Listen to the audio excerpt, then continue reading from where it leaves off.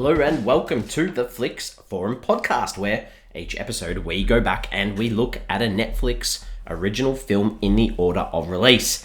This is a special bonus episode where I'm going to look at the Netflix 2022 computer animated adventure film, The Sea Beast.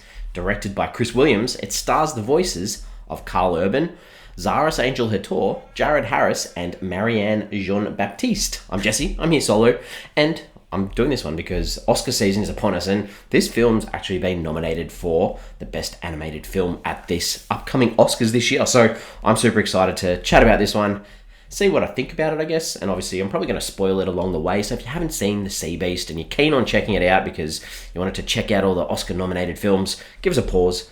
Come back later on because I'm going to get into it with the Fast Flicks, where I'll do a quick little summary of what the film's all about. So this one is about a war between humans and sea creatures, which takes on heart when a young girl opens everyone's eyes.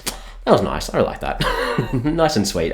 There's a bit of violence in this though, so if you do have younger kids and you're thinking about putting it on for them, it probably sort of sits at that 8 years plus age group. There is a bit of violence. And quite a bit of action too, as I mentioned at the start. But let's talk about how it ended up on Netflix. So this had the working title of Jacob and the Sea Beast. It was announced in November of 2018 that Chris Williams would write and direct this movie, Jacob and the Sea Beast, based on his own original story. It was then retitled on the 7th of November 2020 to The Sea Beast. The animation services were provided by Sony Pictures Imageworks in Vancouver. And then we got it released on the 15th of June 2022, debuted at the Annecy International Animation Film Festival before a short theatrical release, limited release, from the 24th of June 2022, and then Netflix worldwide on the 8th of July 2022. This apparently was the most successful Netflix original animated film with 165 million hours viewed over its first 5 months of release. Crazy. That's a lot of hours, a lot of eyeballs. Obviously pretty successful because in January of 2023, Williams, the director, announced in an interview, obviously the writer as well, an interview with The Hollywood Reporter that he'd signed a deal with Netflix and would be working on a sequel to The Sea Beast following the success of this film. So Sea Beast 2 coming along. The title, around the world, pretty much it's either the sea monster of the sea, or sea beast around the world, except in China, where it's called Kraken Hunter. I like that movie title. I really like that idea. Kraken, good alcoholic beverage too. If you enjoy a rum, get on Kraken. What are the critics and audiences saying about this one? So on Rotten Tomatoes, this is certified fresh. It sits at 94% on 108 reviews. So certified fresh. The audience also very high on 84% on more than 500 reviews. IMDb, very positive too, sits at a 7.1 out of 10 on nearly 47,000 ratings. And on Letterboxd, it's got nearly 81,000 ratings and it sits on a 3.5 out of 5. Super impressive. This also has been acclaimed. It's so far got 12 nominations across award ceremonies up and coming, and the biggest, as I mentioned earlier, being that Best Animated Feature at the Academy Awards. Let's get into my early thoughts. I think this is beautifully animated. The colors and the shades, they're so vibrant. It feels like a real world.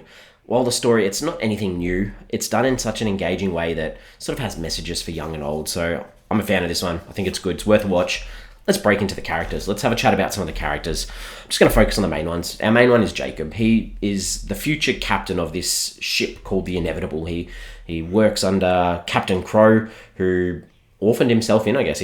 Captain Crow found Jacob as a young boy on a piece of driftwood in the ocean, took him in, trained him. He follows the code, he does what's right, and he's sort of gearing up to take over this ship once Captain Crow retires, and he sort of sees him as a mentor. And this Captain Crow guy, he's obsessed with hunting, and he's sort of hell-bent on revenge. He's lost one of his eyes, and he's going after this sea creature that, it's going to be his final kill. He wants to give the ship over to Jacob, but he's got this idea of revenge, and Jacob sometimes convinces Captain Crow to do the right thing. So I guess it's no surprise when Jacob sort of disappears from being right by his side that he leans towards some poorer actions. And I think that there's a scene towards the end of the film where he goes and visits this character called Gwen, who's almost like a witch or a sorcerer, and he has to give everything up to get this poison from her. And that's sort of that breaking moment of him doing the wrong thing, but does have a little bit of redemption towards the end, I guess. The other main character that we need to talk about is Maisie. This is the young girl who sort of works alongside Jacob. Most of this film, she's an orphan. She's after this biggest great adventure. She loves reading all about the seas and the monsters and the beasts in the ocean and pirates and hunters. And she has this heart and looks for the good in everyone, and sort of leads to Jacob being able to progress himself too and turn his thoughts around on being a hunter and what being a hunter means. The only other character I sort of touch on would be Sarah Sharp, who is a female inspiration for Maisie. She's firm but looks out for Maisie and is there at certain times when she needs her. And the big, I guess, Red, our character, Red Bluster, the sea creature. Quite a nice character too, for a character that doesn't communicate through voice or anything like that. You still get a good feel of this character and the pain that it's feeling in this conflict between the human race and whether it needs to defend itself or attack on reverse. So a nice little bunch of characters here. The director, Chris Williams, mentioned before, but this guy's got a good background in animation. He has a lot of credits for Disney. He worked on like story credits for Mulan back in 1998, then The Emperor's New Groove, Brother Bear, Bolt, Moana. He directed Bolt as well and Big Hero 6 and was a co-director on Moana. So he's done a lot of time to now have his own original story and his own original film that he's directed. I mean, pretty impressive and super happy for the guy. I'm looking forward to seeing the sequel to this one and hopefully some other creative original pieces that he might be working on. Scenes. Some scenes that I enjoyed in this one. I think the action sequences on the boats throughout, I'm not going to mention them all, but there's probably two big ones. They were super well done, just so engaging. The water, it's really hard to animate with water and the idea of these ships tossing and turning. And you know, these monsters in the ocean, or these creatures too, just the backwards and froing and the battle. It was really cool to see, really good visually. Another cool scene I liked was Jacob and Maisie are sort of on the big red monster, and Jacob's trying to get it to steer in the direction he wants it, and Maisie just clicks and works out how to do it. It was just so cool and showed the connection that she had with the Red Bluster too. This is more symbolic, I guess, but Jacob, he tries to break his spear to sort of prove to Red Bluster that, you know, he doesn't want to fight anymore. It's very symbolic. It was quite humorous. I laughed because his attempts at trying to do it and hurting himself, and it sort of plays a part later in the film as well, right near the end.